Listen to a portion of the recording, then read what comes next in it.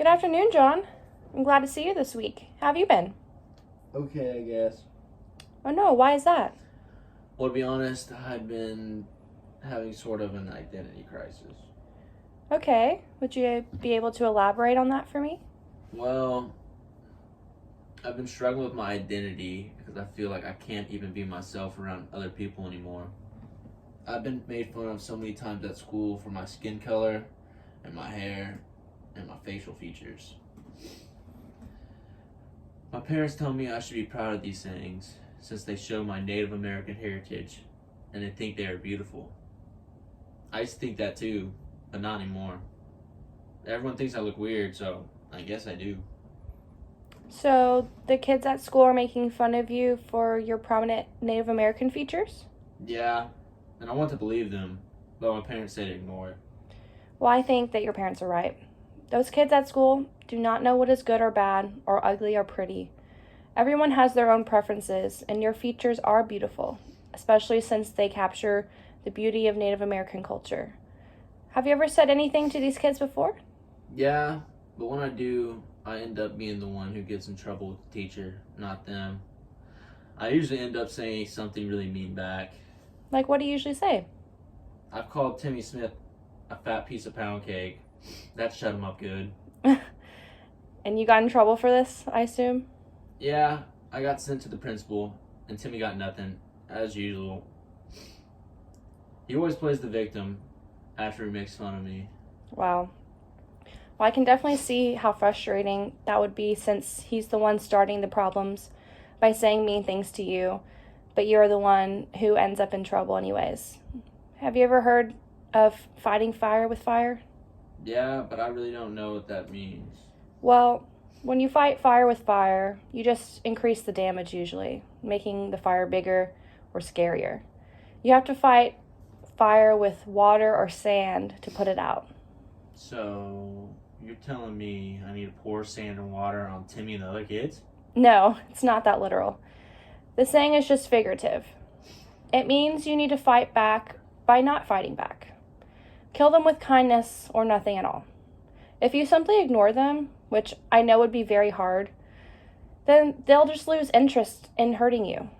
I think Timmy and those other students find it entertaining when you react to the words that they say, and then you end up getting in trouble. I know this sounds hard, but sometimes the bully will never back down from the fight. In these situations, you sometimes have to show them that you're the bigger person and how their words do not affect you. Does that make sense? Yeah, I guess so. I just think it will be difficult to resist calling Timmy fat when he calls me a monkey boy. Right. No, I can totally, it will be extremely difficult at first, I know. It will take practice and a lot of self control, but with time, you will find it easier and easier to resist the urge to react and respond to their mean comments towards you. I promise, you will come to find that it gives them less satisfaction from their mean words if you choose not to respond. Yeah, I guess so. I see what you're saying. I notice they get really excited when I get called in the principal's office. See, they feed off that stuff, which is really sad, honestly. People like that will most likely never change. But if you fight back at them, it means that you're stooping to their level. And you don't want to be associated with them, right? Or be like them? Absolutely not. Exactly. You don't want to be seen as another bully. You are a better person, and you can show that through your actions. Is there anything else, maybe with your identity crisis, that you'd like to talk about? Yeah, I guess since those comments have been made, I've felt a lot less confidence with myself and how I look. Yeah, I totally can understand that. Hurtful comments about how you appear can be very harmful to your self esteem. But the way you look is a reflection of your Native American heritage and where you come from. So you should be proud of that and proud of who you are. I know. It's just hard to be when people at school make fun of me for it. I know, but they don't get to experience the amazing traditions you get to with your family. Why don't you tell me one of your favorite things that you and your family do together? Well, we love to listen to the stories my grandparents tell us about life on the reservation years ago. They also tell us folk tales of stories about other Apaches that have been passed down for hundreds of years. Wow. Sounds like a wonderful family tradition.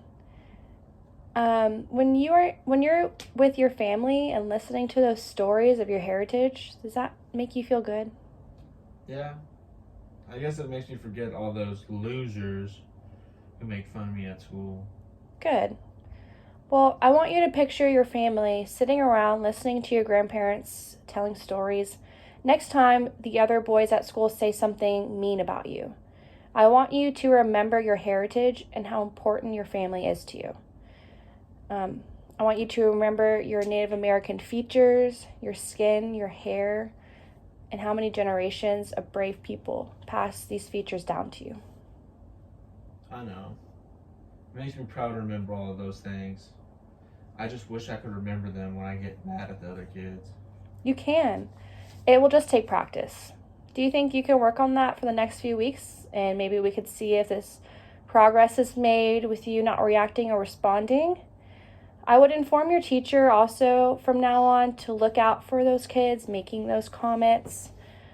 Tell her that you're practicing about how to refrain from reacting back to them. She will notice who in the class is the troublemaker and who's making those comments at you, and I promise that she'll be the one to take care of it.